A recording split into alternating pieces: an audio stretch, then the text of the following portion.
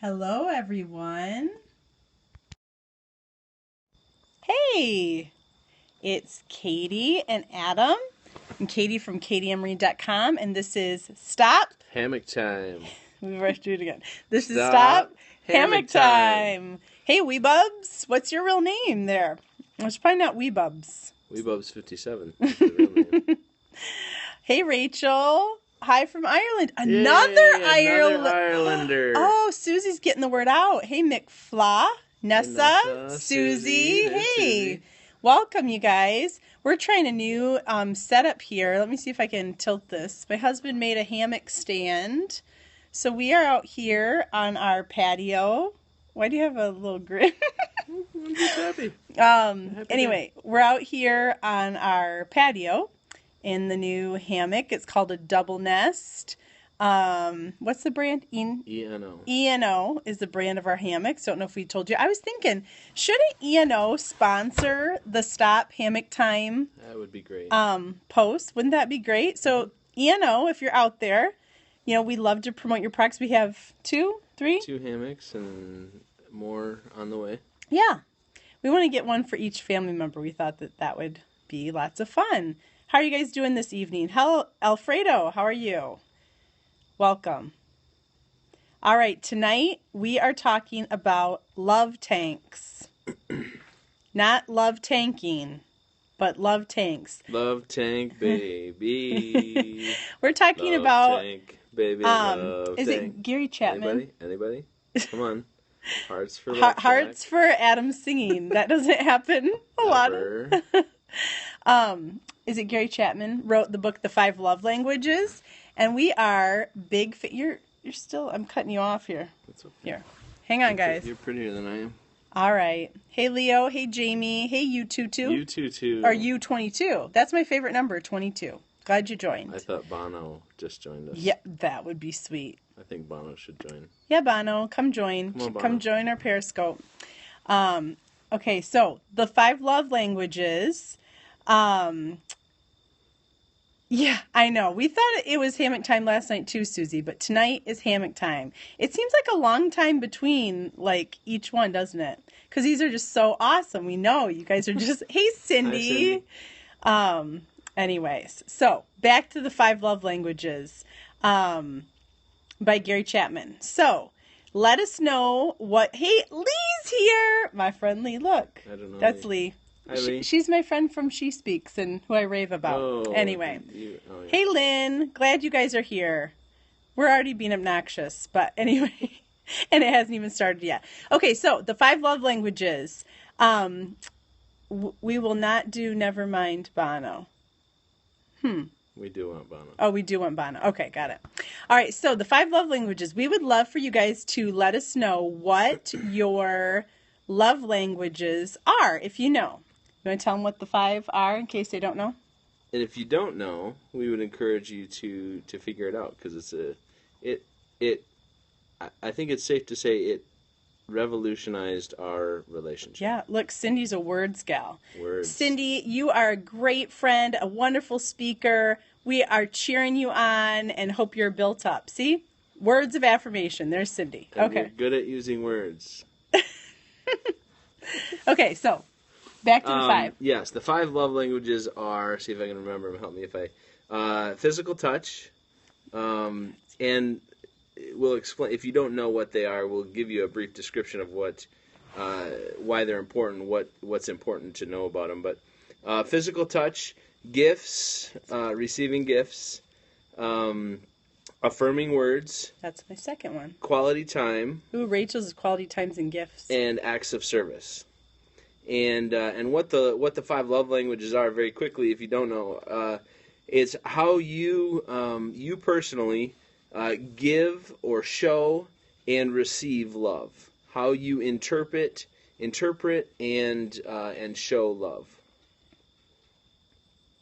Yes, that's good. So, for example, I'm a gifts gal. Sometimes any gifts people hear, because sometimes I feel like we get a bad rap. We get misunderstood, like we're just greedy or selfish or whatever. But listen to this. The best gift, tell us if we've told you guys. Am I Have we having? talked about this yet? Maybe we've talked I don't about know. this already. We can't remember. I don't think we But did. anyway, the best gift, one of the best gifts Adam ever got me was some rocks. And they were not actual, like, rocks. Yeah, I mean, he got me a rock. But they were actually, like, some white rocks from the ground out when we lived in Oh, Arizona. did you see that? Well, I didn't. Cindy has a gift for you when we get together. Ooh. Okay, Cindy hasn't heard it. Well, we're telling you, Cindy, in case everyone's already heard this. But, anyways. Oh, the hammock, my tip. Sorry, I'm moving. We're not sure if we have too much weight on this We're good. hammock stand. Okay, so anyway, we'll get through this in like an hour, you know? Just kidding. But, so what am I trying to say? Gifts. language, Okay, gifts, so yes. for example, if Adam never gives, the rocks. Sorry, the Yes, rocks. the rocks. So he presented me with these rocks. And he said, why don't you tell him? You remember? What you Which said? rocks are you talking about? I think The I've given you the white multiple rocks, and you boxes said of these rocks. stood out. Oh yeah, I was walking through a dry creek bed in Arizona when we lived out there. Any Arizona peeps out there? What? Yeah, like Hey, tarantulas, hey. rattlesnakes, dry riverbed. Good stuff. And we were kind of a dry a runoff, a dried up creek, and I was walking along, and all the rocks were kind of this muted brown, and just not very pretty. And then all of a sudden, in the midst of all this brown was just a bright white rock, and it stood out to me, and I immediately thought of Katie, because she stood out to me. All So I right, here, gave give her- me your. I gave her. Here. Yeah, I'm trying to go over Oh, to sorry. you. Okay. Anyway, so he told me, he's like, these stood out from all the rest, just like you do. And that meant so much to me, because sometimes with gifts, people, it's just, you want to know someone's been thinking about you while you're not together. Sometimes Adam brings me Reese's peanut butter cups home, and hey, it doesn't have to cost a lot of money. And that, hey, Natalie, welcome. And so that makes me Sometimes so it's happy. just on the way home, stopping and seeing some wildflowers on the side of the road and picking them. Doesn't cost anything, but it shows her that I was thinking about her. Yeah. And Adam's is physical touch. Now, there is a myth here, okay? There is a myth, I think, and Adam can speak to this, where, yes, Reese's are my fave, Cindy. So, I keep losing train of There's a thought. myth about physical touch. Yes. Okay. So some of my friends were talking about love languages, and like they decided all their husbands were physical touch. Now, certain kinds of physical touch, you know what I'm saying? But Adam genuinely is like physical touch. Like he wants to like touch someone's shoulder or give him a hug or give him a high five. Like, obviously he's not going to be lovey with all those people, but that is how he expresses love. Yes, so I think they're all physical touch in the bedroom department, but there's a difference between a sex drive and your love language. right, because It's important to distinguish between that, because generally men have a higher sex drive, but that doesn't mean that is the way that their love tank is filled. yes, now I think they feel loved that way, but I think people that are true physical touch, they're the people that are always touching Hugging you, and even if it's not your high-fiving spouse, that kind of thing. One of our sons, he is definitely a physical touch kid, and we could tell from early on, he likes to snuggle, he likes to cuddle, he likes to be near you, that kind of Likes thing. to wrestle. Yep. There's words of affirmation, which is pretty self-explanatory. And there's also quality time, but there's actually 2 points Gary Chapman talks about in his book with quality time. It could be quality activity, like going to do something together, or it could be quality conversation, or it could be both. But for example, Adam and I went to hang out with his family or something all weekend when we lived farther away. And he was like, sweet, we spent all this time together. That was awesome. But to me, I'm like, we didn't spend any time together really, because I wanted that connection, that conversation, that talking. So sometimes you can have spouses that are both quality time, but one might be quality conversation and one's quality activity. I would venture to say most men would probably lean towards the activity, like let's do something together versus like the heart to heart. Let's sit down and talk. Yeah, let's sit down and talk. And then acts of service would be doing things that need to get done, washing your car, mowing your lawn. Yeah, that kind of thing. Dishes. I'm such a gift person that like I would rather, I've morphed a little bit. I would rather buy you like flowers or get you a gift than do something practical. Like let's say, you're sick. Like I would come clean your bathroom maybe, but I would much rather just like get you chicken noodle soup. Chicken noodle soup, or make you feel better, or in a like a fluffy way, not necessarily a practical way, if that makes sense. So if you know your love language, let us know what it is. And we want to tell a story here about love languages. And love languages aren't obviously just with spouses. They can be parent-child.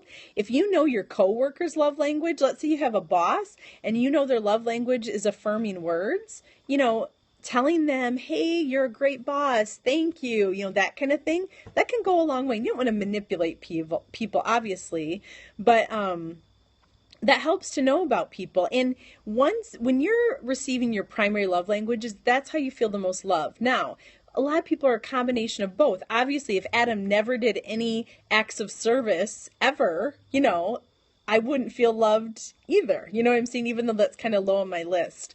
And sometimes you might be a gifts person, but let's say you have like a best friend who hardly ever gives you quality time. Maybe from them, that's what you're craving because that's what you're lacking.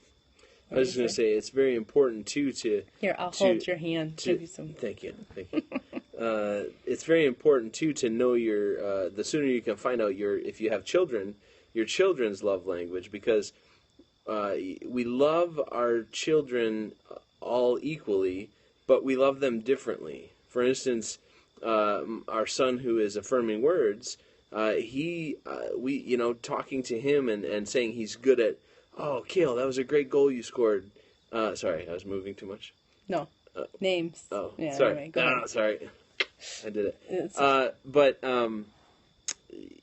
Great goal you scored, or man, you look handsome today. Good job. Hey, good job cleaning up your room, whatever it is. That's the way he's going to feel love.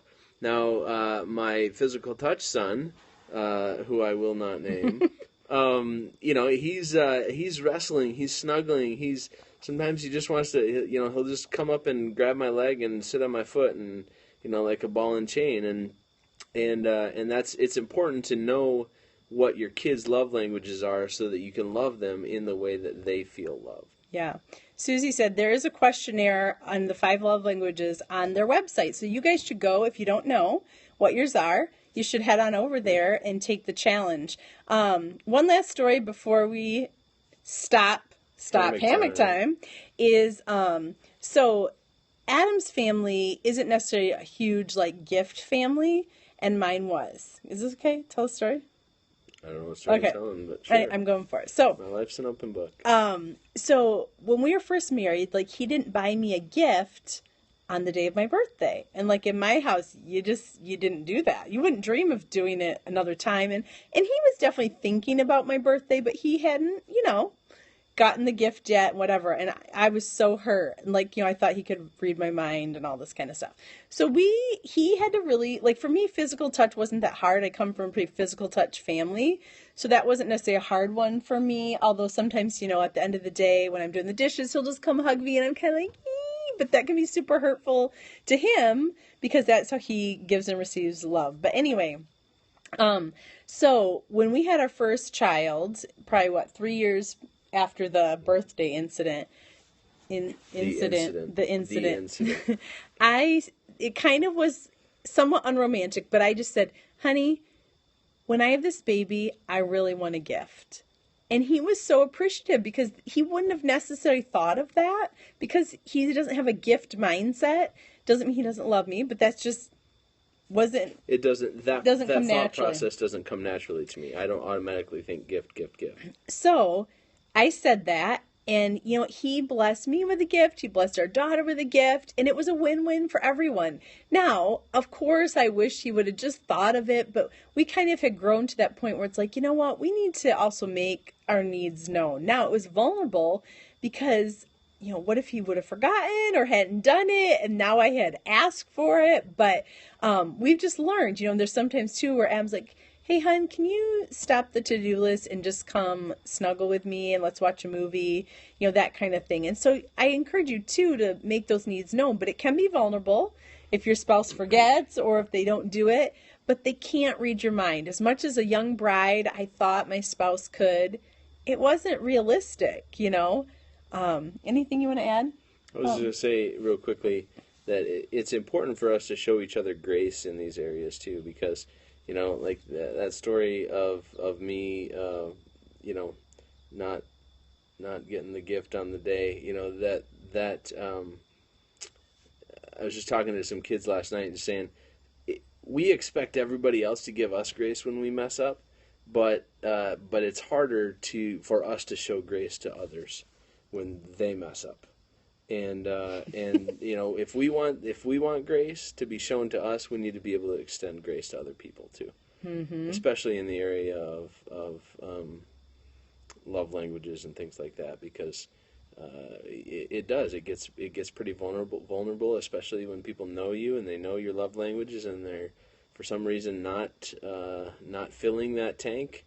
We can automatically assume that they don't love us or they don't care about us or they're being insensitive, and that's just not the case all the time. So, well, and I think ultimately too, God is the one that fills us up. And hang on, did you guys see my low battery sign? Probably not. Anyway, we've got to go to the Lord to fill up our love tank for sure. But I do think, the love languages aren't necessarily in the Bible, although there are moments where he shows physical touch, gifts, affirming words, acts of service, all that is wrapped up in the salvation story, isn't it? Salvation truth, not just story, account. But I love this tool that Gary Chapman's given us to help love people in ways that they best understand it. And I love that. I'm sure Jesus had all the love languages going strong. From when he was a baby. Right. Because he loves each of us uniquely. And instead of waiting around for someone to fill your tank, take it upon yourself to fill other people's love tanks, to bless them, to give affirming words, to do an act of service, to give someone a high five or a gift or quality time. And, I know, I do love to get gifts. Hey, Bethany. Hi, Bethany. But I love to give gifts. And it brings me such satisfaction when I can find that perfect gift and give it to someone else. I will say, though, we often, we'll give love or show love in the way we receive it. So when I give Adam a gift, I'm so excited because it's a gift. And he's gracious, but to him it's not a super big deal. It's not mind-blowing. Yeah. But he has learned too that he knows it's important to me, and so he tries to rev up the excitement. Sometimes I'll say, hey, what I was looking for was a back handspring, couple spirit sprinkles, jazz hands, fireworks. And it's the same thing with, physical touch. Sorry, gotta rub my nose. Bewitched. Anyways, so thanks for letting us talk with you tonight and about filling your love tank, baby. And come back next week, Wednesday, for a very special edition of Stop Hammock Time. You won't want to miss it. Thanks, Susie. We love you too. We were talking about you last night. We were thinking about some men for you, just so you know. Trying to hook you up. Yep. In the most purest way. Absolutely. So, anyways, we'll give you 30 more seconds if you, we'd love to hear what your love language is or something that you love about the love languages, because we love them and we love to talk about them. It's kind of our baby. Anyways, we talk about it a lot. We do. And we like to talk to other people about it. So thanks for joining us for Stop Hammock Time. And I was just wondering, would you guys ever, like, sometimes we do videos. You can find us on YouTube. It's AK Read, REID 1. Are they public? I think so. Okay, but there are some funny things over there. There's Holes in Your Teeth. It's a little song to get your kids to brush their teeth. We have a rap where we wrap up the book of Colossians. We have a song about Adam's beard and how the beard is getting weird. The beard is a little weird. What else do we have? Is there something else? I don't know. But we were thinking about maybe doing a little parody rap for you guys, maybe next week. Oh, the ham song? Oh, we don't have that on YouTube, it's just not on the YouTube. Periscope. That was a special gift for just you scopers. The other thing we have on there is, you know the song Royals by Lord?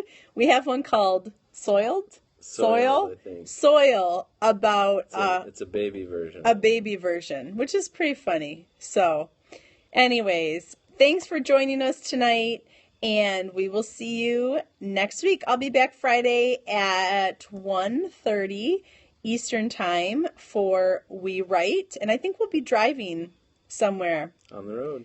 Adam's taking me somewhere cool for my birthday that was this past week. So, See? Late again. no, but I knew. Anyway, all right. Talk to you guys later. Bye. Bye.